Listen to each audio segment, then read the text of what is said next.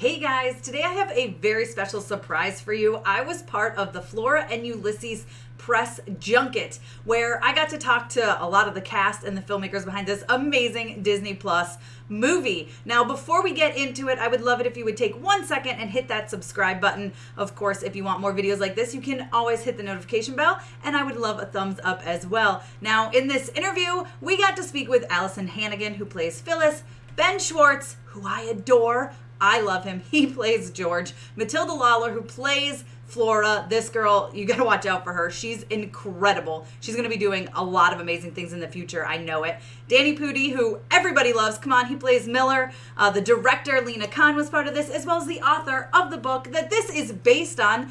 Kate DiCamillo was part of it as well. So I hope you enjoy this interview. Let me know your favorite parts about it and the fun facts that you learned down below in the comments. And just wait until you see Ben and Matilda's mind trick, you guys. This is insane. I saw this while I was on set. I saw it in person, and yeah, it's incredible, and I don't know how they do it. So if you guys can figure out how they do it, let me know. Hey, Tessa from Mama's Geeky here. Thank you so much for stopping by my YouTube channel. Hello, everybody, and welcome to the virtual press conference for Flora and Ulysses. I'm Nikki Novak. I'm going to be your moderator for today. I want to thank you all for joining the press conference. Before I bring in our panel, I just want to remind everybody that you can type in your questions. Just make sure when you do that, that you put, if you have a different screen name on your screen from what is in your text chat, to type in your full name and your outlet. And I'm going to be calling on you and your fabulous questions in just a few minutes.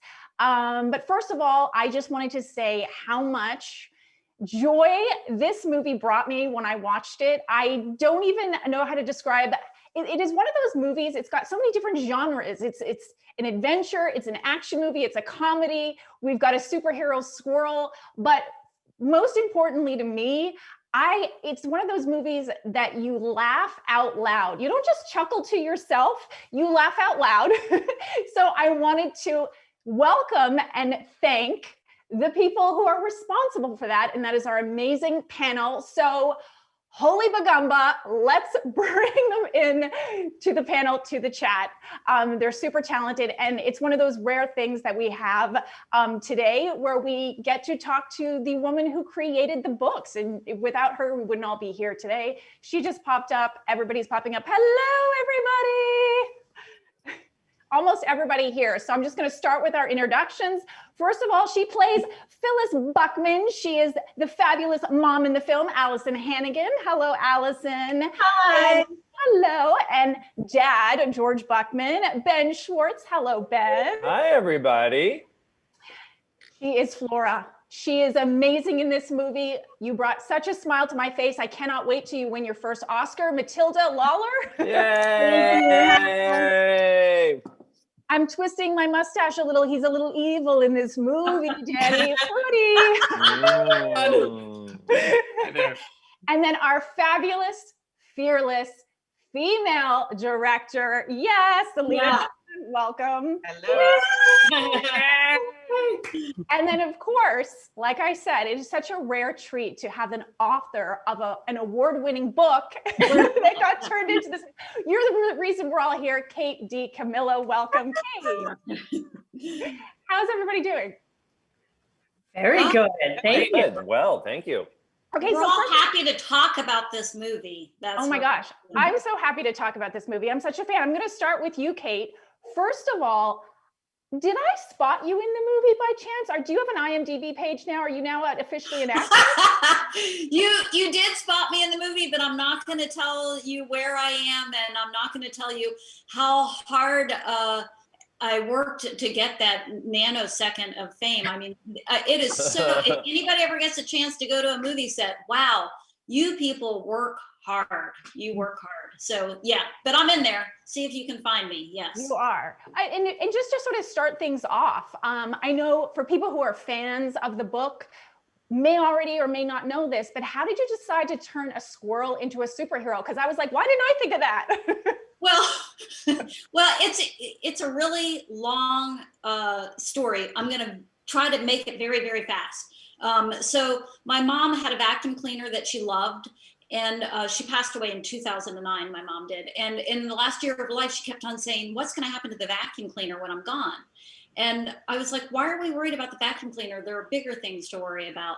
But when she died, I did as I promised her I would do. I took the vacuum cleaner so that it would have a good home, except that my mom had a cat, the world's most evil cat named Mildew, and I'm allergic to cats. And I couldn't bring the vacuum cleaner into the house because of all the mildew hair in it. So I had to leave it out in the garage. Every time I pulled into the garage, I would see the vacuum cleaner and it would make my heart hurt. It would make me miss my mother. Okay, I'm halfway through this story. Then the spring after my mother died, there was a squirrel on the front steps of my house, draped dramatically across the steps, clearly in distress. And he wouldn't move when I got close to him, and I didn't know what to do for him. I called one of my best friends who lives a block away. I said, help me, there's a squirrel dying on my front steps. She said, do you have a t-shirt and a shovel? And I said, I do. And she said, get the t-shirt, get the shovel. I will come over there and whack him over the head. That's what she said. And all of this made me think about E.B. White's essay, Death of a Pig, how he was going out to feed a pig and thought about ways to save a pig's life. I thought about ways to save a squirrel's life, and I combined it with a vacuum cleaner in the garage, and that's the story. No, you didn't tell the squirrel's okay.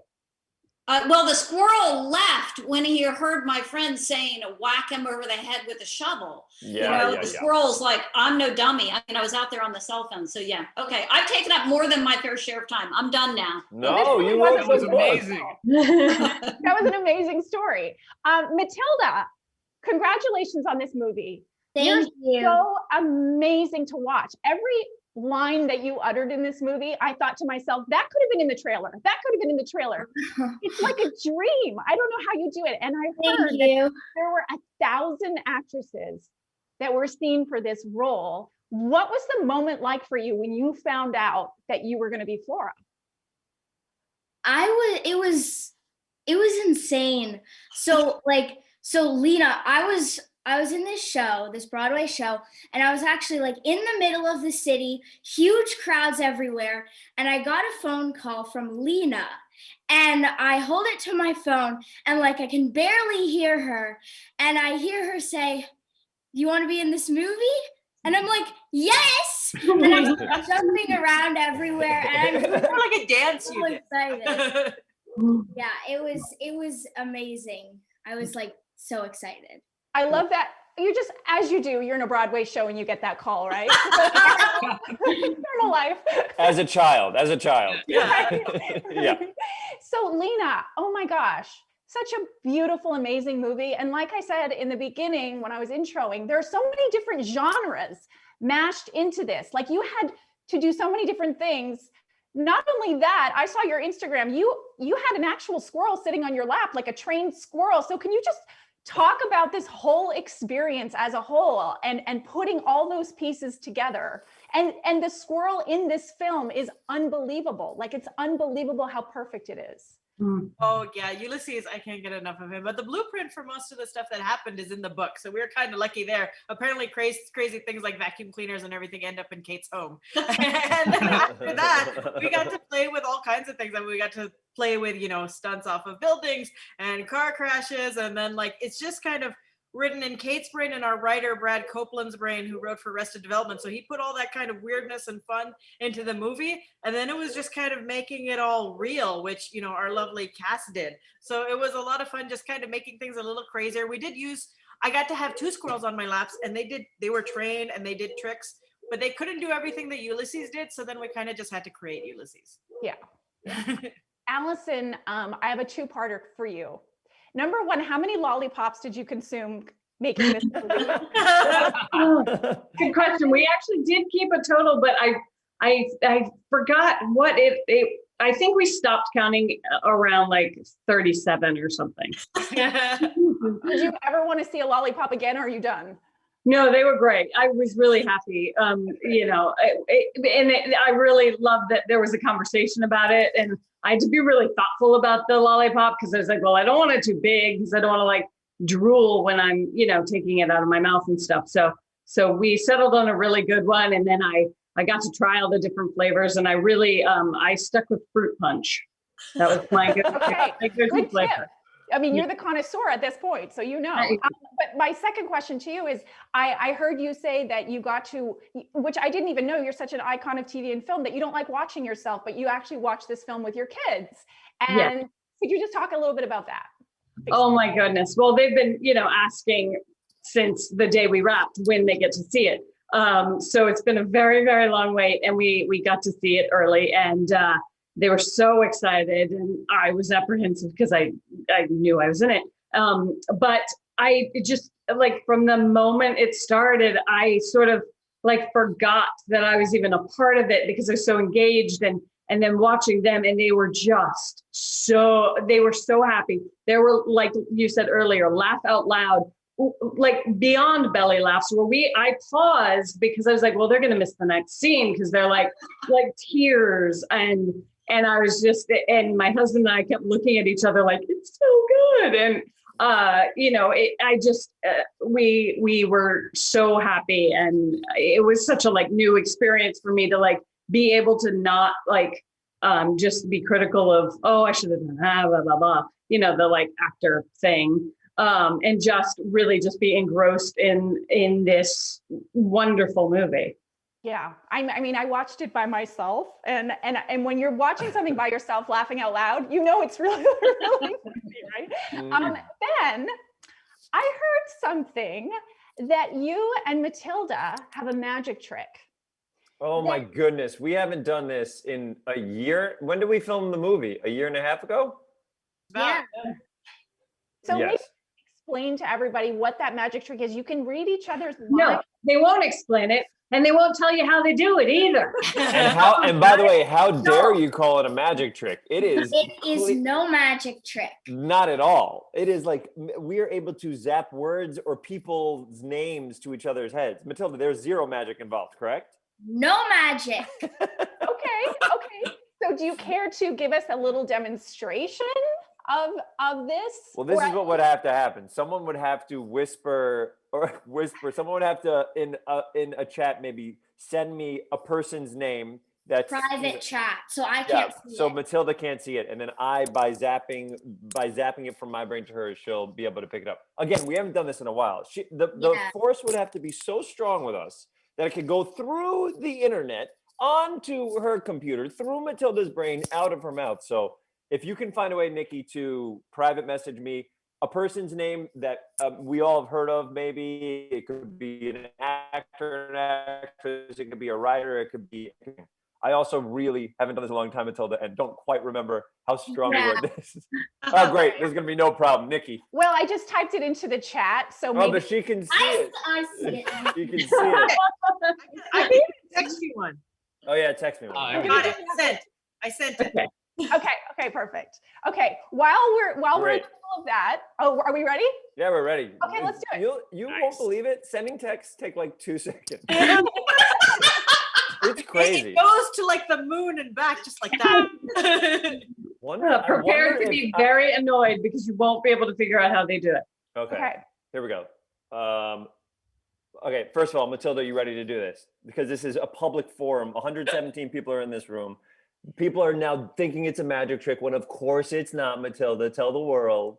It is no magic trick. Okay, here we go. Sometimes it is, sometimes it isn't. This time it isn't. Can you put your fingers on your head? Listen to the voice in your head. Open your mind. Open your mind. Now let the words in. Everyone's watching. You can do this. I think I get it. Okay, tell people what you're seeing or feeling right now. I'm feeling Yeah, rub your temples. That's very good. Yeah. George Clooney. What? So annoying. Is it right? That's absolutely correct. I cannot believe you just got that. We did. We still got it. Lena, was that not who you texted?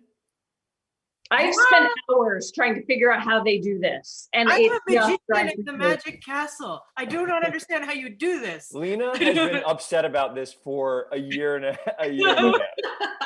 It's just a bond. We've been Matilda and I worked together for so many months, and it just happened one day. It just happens. Yeah. Well, the bonding was clear on screen. Now, Danny, I want to talk about you bonding with this cat, because in this movie. Oh wait, Julia segue, Roberts. Nikki. I just had a vision. No, Julia you Roberts. saw it in the chat. Come on, Danny. You saw it in the chat. I didn't Come know on, you Danny. could all see that. I'm so Danny. Oh, I thought it was just me. Danny, like I said, a little bonding with the cat. Brilliant physical comedy. I thought of John Ritter when I watched you, because he was such a brilliant physical comedian. And this was a joy to watch. And I can't imagine, first of all, how exhausted were you at the end of those days that you had those fights with the cat on set? Was that like a workout? And sort of, how did you do that? I don't know how you did it. It was letting go. So thank you, first of all. I was a huge fan of Three's Company. Working with Lena, it's my second time. So I got to work with her on a film called Tiger Hunter. And I put it into my contract that I work with her on every film she does for the rest of her career. And she told me that this would be a complete departure. There'd be a lot of physical comedy involved. I love physical comedy. I thought that was gonna be really exciting and just kind of fun to dive into this world. And in terms of the physicality, they would give me pillows to put under my shirt. Sometimes this weird, like, headless squirrel mushy doll to simulate the VFX of what the real squirrel would look like. And then it was just a lot of like, okay, just kind of run, dance, jerk your head around and move your body. And it was like dance. It was just letting go. It looked like I was getting electrocuted a lot, just kind of running around. And eventually we found something that looked like I was getting attacked by a cat, but it was all in here. Thankfully, I've been attacked by a few animals in my life, so I use that as my acting prep work. Who knew, you know, life, you know, what it brings you. You can use it in your craft. You never know, right? Getting attacked by animals is a good thing. Okay, so we're going to open up some of the questions now to the press. So when I call your name, you can unmute yourself and you can ask your question. So for the first question, we have Tessa Smith from Mama's Geeky. You can go ahead and unmute yourself. Hi guys, then my question's for Kate. There's a lot of comic book influence in this story. So are you a comic book fan yourself? And if so, which ones are your favorites? I am a comic book fan, but not a traditional comic book fan. I've been answering this question since the book came out, and I always feel kind of chagrined. What I grew up with and what I love is Charlie Brown and Peanuts. And I actually still read a Peanuts cartoon every morning. It is like it shaped my whole childhood, and it still shapes my sensibility. And so when I was writing the book, and I had Flora love comic book superheroes, when I turned it in, it didn't have a superhero in it. And my editor said, "Oh, you're going to have to make up a superhero." And I thought, I can't do that. But then, you know, I did. And that's Incandesto, and it was really fun. So then I went back and did prep work on, you know, by reading superhero comics and stuff. So kind of backwards. Yeah. Kind of fun prep. Our second question, thank you, Tessa. Our second question is from Gray Hauser from Monorail News. You can unmute yourself and ask your question. Is it the first question or the second question? Let me see. I don't know. Take whatever feels good, Gray. Choice. Yeah. Yeah. Okay. So, to Kate, what changes from the book to the movie were your favorite? You know, this is funny because it goes a little bit with what Alyson said about being able to watch yourself in this. And it's not my first experience having a book turned into a movie. And you kind of watch and think, oh, that's different, or this is different, or all of that went out the window. I mean, I had read Brad's script and I liked it a lot, but when I sat down and watched the movie, I watched it as my 8-year-old self. There was like I didn't compare it to the book or anything. I just was so in it that I can't even, it feels to me like what happened between the script and the cast and the directing is that the themes of the book are amplified. And so the heart is even bigger, and the wackiness is even bigger. And also just the power of connection has been amplified. And so it's just whatever is different is more and better. Does that make sense? Yeah. What an answer. This is so exciting to hear Kate. We haven't, or for us, we haven't been able to hear her field questions about the book or the movie. So this is like very exciting for us. Hopefully that's the last time I'll talk. So, okay. No, they're all Kate questions and I cannot wait. I've got a list of Kate questions. Yeah, Okay, our third question is from Laura Sirico from The Nerds of Color. You can unmute yourself. Hi. No, I'm excited because I don't know which question to ask, but yeah, for Danny and Ben, you guys got to extend your comedy wings for some of the scenes. Well, what was improv versus the script? Because like there's a lot of scenes that you could have like just gone extra. So which one was improv and which one was just the script? First of all, I love the sentence, expand your comedy wings. I've never heard that before. I love that. Look at Danny fly. I heard they didn't give Danny a script. Lena would probably know better than both of us, by the way, because she would be the one to be like, no, just do the script, or go. These guys follow scripts. Everything they add a little something to everything. And I think that's what it was. Like the script that Brad wrote was so good, and Lena gives us room to play, but with the knowledge of like we're not going to be like, what's going on? What's that dinosaur over there? You know what I mean? It's always within the boundaries of what that scene is, and only if it heightens either exactly what it said, the emotion or the comedy of the scene without bringing it somewhere elsewhere. So I'm sure Danny and I played. I know Matilda and I definitely improvised a couple times, which was very exciting. We sang a whole song about butts that I believe is still in the movie. Danny, what do you think? Do you remember any in particular?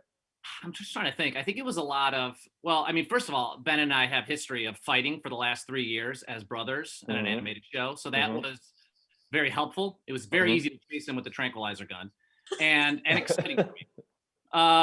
So I think it's hard to say. I don't know, but I think there was always just like what you said. I think we started with the script. It was so good. Obviously the world is so fully realized. And then we would just play while we were chasing each other. I think a couple times I commented on your speech, maybe. That was one I think when we were at the door, it was me and Ben Ainsworth, and you came into the door, and that was a time that Lena's like, all right, now go have fun, little boys. Go have fun. Something like that. And I like that you're kind of like action heroes in this too. You have like a showdown. Like it's like Danny is a straight up action villain in this. The only reason it's incredible. I love watching Danny. I was so excited for this, and I'm glad you mentioned twirly mustache because I showed up to set with a real twirly-ish mustache, thinking like they're gonna love this. It's gonna be a huge twirly mustache. I'm gonna villain it up. And as soon as I stepped on stage, Lena was like, "Shave it." Too much. This is a children's movie. Get rid of that weird thing. I don't know what you're trying to do. It's a little too much, but I was so excited. I mean, Matilda is so incredible. My first scene with her, I'm like a villain, and she has so much emotion behind her in her eyes. I felt like I was just like an evil person, like right away, and I felt so bad. But I was also just taken. I was in awe of her power on screen. So it was so exciting for me to be part of this world. Well, it's incredible. It was incredible to watch. I'm wondering now, because I kind of thought about that twirly mustache thing, if you and I should play the celebrity game, that if you should think of it, never mind. Oh my God. Julia Roberts. Good. Oh, you're right. Okay, our fourth question comes from Max Borg from Movie Player Italy, all the way from Italy. Is he in Italy? Please unmute yourself and ask your question. Yes. So my question is for Lena. Was it intentional to have a sort of mini Ducktales reunion because you have Danny, Ben, Bobby, and Kate all in the movie? You know, after we got the first couple, then we're like, let's just go with it. Let's bring them all. Everybody from that show is fantastic. And then we just were enjoying it. We like threw in like Bobby's reading the DuckTales comic at the beginning. You'll see some ducks with like the different colors of their collars matching the characters in Danny's office. So yeah, after a while, we realized that the best gold mine in all of television is DuckTales, and we must bring everybody from there onto the movie. Lena threw Easter eggs throughout that whole movie. There's like, Lena put fun little things for people who like comic books and Disney throughout the whole film, which I think is really exciting. I was actually going to ask about that. So if you could just like throw out a couple, are you allowed to throw out a few that people can look for when they're watching the movie? You know, there's so many. There's a whole world for just the comic book nerds. There's like, if you're a comic book person, which, you know, I grew up with, my brothers were like, if you go into the Comic Cave, which is the comic book store, there's a giant penny. And there's, which would be in the Batcave originally. You'll see Mysterio with the goldfish thing over his head.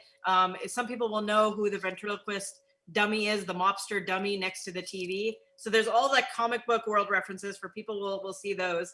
And then there's a lot of DuckTales things, like I said. There's a lot of Alyson Hannigan love, like things there is. past the world. There's stuff from Buffy hidden in the background. And then there's a lot of things. There's, different books of Kate's that are hidden throughout. So there's just lots of treats everywhere. I love the fact that you brought really the superhero element into it. And when Ulysses jumps out of the donut shop and lands like a superhero. Squirrels do that. If you look up squirrel superhero landing, you will find that squirrels, because our CGI people were very particular. They're like, we don't want to do things that don't feel like what a squirrel would do. I'm like, oh, no, a squirrel does that. Google it and you will see. I love that it's part of your job to research squirrels. Best job ever. Okay, our next question comes from Amy Fulcher from As the Bunny Hops. Ooh. Aww. Hi guys. So I was wondering, I'm always curious when there are computer generated animals, when you're making a movie, how challenging that is. And I know you said you had a trained squirrel. I saw that on your Instagram, Lena, after Nikki mentioned it. But I just want to know how that all came together and what the challenges were of working with a character who's not there. I'm going to have Matilda feel that first, because Matilda, you were acting for the most part alongside nothing. You tell them. Yeah, it was kind of like at points, well, actually, Lena, you were kind of my squirrel at some points. You had this like little stuffed animal squirrel that you would like pretend was doing the scenes so I could kind of get an idea of what it would be like. And then for the most part, like during the actual scenes, I had this like gray, creepy, like rat thing that kind of looked like a rat. It was really like kind of creepy. And then of some other times I didn't have anything and I had to like pretend there was something there when it was nothing. So yeah, it was definitely interesting and kind of challenging, but yeah. I have a question for you, Matilda. You got to say so many cool lines in this, and don't say what it is because I don't want to spoil it, but you got to say a line that Robert Downey Jr. says in Endgame. And you're looking at me like, I don't know. You know which one I mean? I don't think so. Are we allowed to say what it is? I think so. I don't even remember what it is. I love you 3000. Oh. Oh, wait. You said it to Ben, yeah. I like that line. So it's like you and RDJ toe to toe. But I wanted to ask you what your favorite line was. What was your, because there's like wholly unanticipated occurrences and all these fun ones. What was your favorite? Yeah, there were some great ones. I feel like Holy Bagumba is always a good one. Yeah, it was, and you delivered it brilliantly. Okay, our next question is from Courtney Howard from Fresh Fiction TV. Hi, everybody. Good morning. Morning. Sort of touched on it a little bit earlier, but there's so many different styles of comedy in this, from basic punchline delivery to broad physical comedy, and you all are so great at handling it. And I'm sort of curious how your whole process when going about this sort of went for you. Maybe Matilda, if you want to answer this, or Alyson, since I know Danny and Ben sort of touched on it.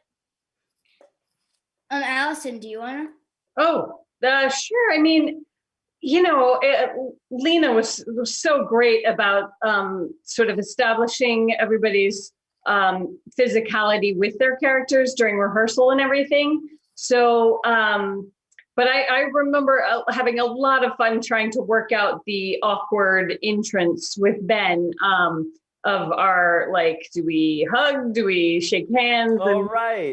That was really fun to do. I love anything where I get to be awkward.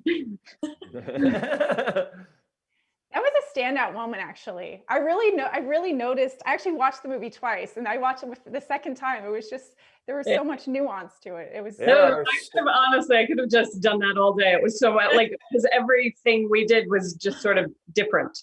But it was, I really enjoyed it. I think at one point I felt your nose.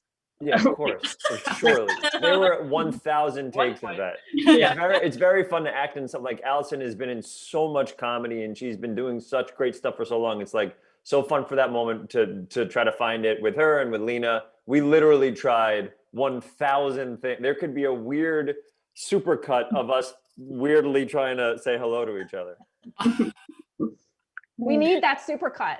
I don't think we do. I really don't think we do. Oh, we have it on our editor's computer. We went through many. Okay, the fabulous Carla Renata from the Curvy Film Critic is next.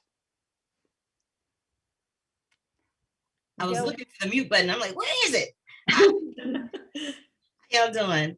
Hi, Carla. Good. How are you? Hey, this question is for Alyson. Phyllis goes through so many major lengths to inspire herself with her writing, like getting that old typewriter. I was interested to know what lengths you've ever gone through to prepare to get into the zone of a role. Ooh, that's a good question. Wow. I mean, I guess I'm not as method as I should be. I mean, I tried a lot of lollipops for this role, so that was, that was difficult, so hard. But I don't know.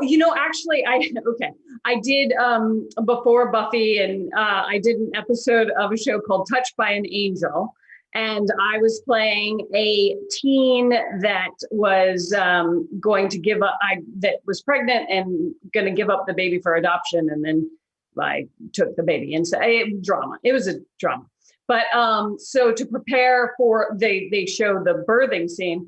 The doctor who was going to be on set said, "Oh, hey, I have a woman who's giving birth," and she said, "You could come watch." And I was like, "Okay."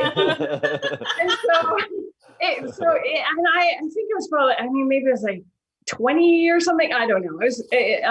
So I walk into this room, and this woman is like in the final stages of labor, and I'm like, what do we talk about awkward greeting? And then the doctor's like, "Come on." And I was like, okay. And so I'm like meeting this stranger and now watching her give birth. And of course it was incredible, but she also made it look so easy that I'm like, this isn't really going to help for the scene, because I feel like it's not as dramatic as it should be for a TV show. Because she made it like, she lied. She made it look real easy. But I got to watch her and I immediately started bawling because it's so beautiful and everything. And then it was just like, okay, bye. So weird. But yeah, I guess it was like her sixth child, so she didn't really care if the stranger. You know what she deserves? She deserves the Jack and Rose Titanic statue. Oh, that's totally. What she needs and maybe like a spa day with 6 kids.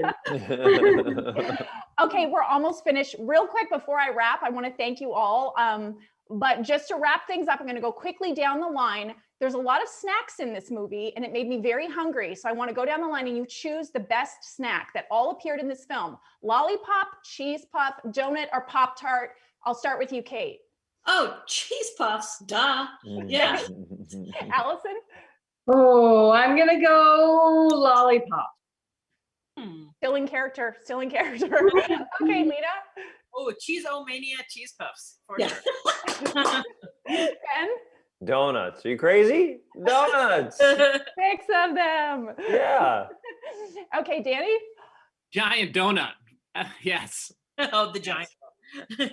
And we'll finish with our star, Matilda.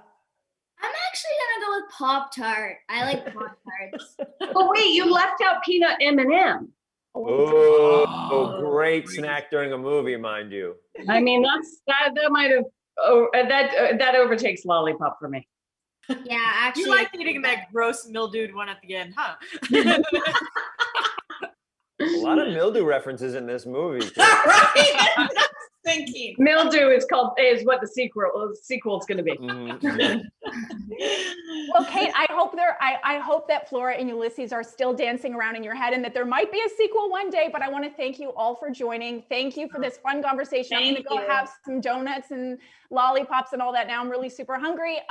This is an incredible movie, Flora and Ulysses. Everybody can see it on Disney Plus on February 19th. Thank you all again. You're Amazing. Thank you, Nikki. Nikki. Thank you, Nikki. Thank you, Thanks, everyone. everybody. Bye. All right, guys. Well, I hope you enjoyed that interview. Did you hear me? Did you hear me ask my question? Let me know your favorite part about this interview down below in the comments. Don't forget to subscribe. Hit the notification bell so you don't miss out on more videos like this one. A thumbs up would be awesome as well. And you can always follow me over on Instagram and Twitter. I'm at Mama's Geeky over there. MAMASGEEKY. And don't forget to tune in to Flora and Ulysses on Disney Plus February 19th. It's hilarious. It's such a fun movie. And it's really, really cute. And I really loved it.